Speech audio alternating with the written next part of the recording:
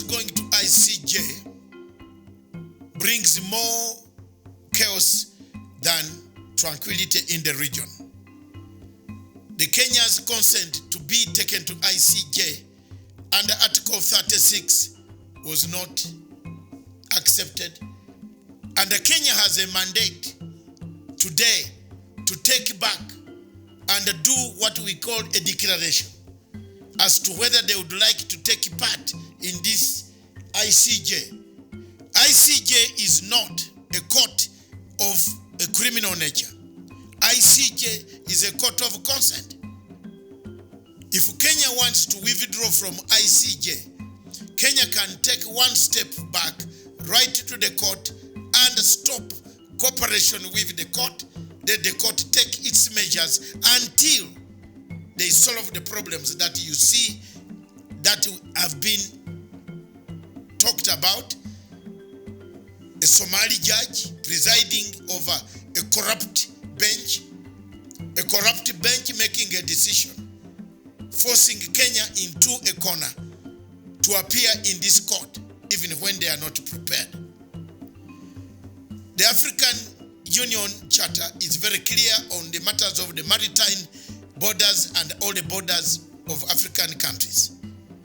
A constitutive channel that of dialogue on the table could bring about a peaceful end to this dispute that has actually become a pain in the Indian Ocean enclave.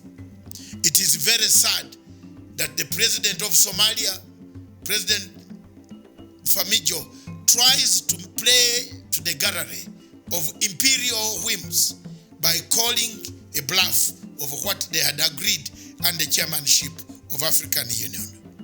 It is very sad again to make it very, very bad to look like African countries are fighting over borders that were demarcated without their knots. And yet, we are looking for a single passport where all Africans will be able to travel in Africa without the boundaries.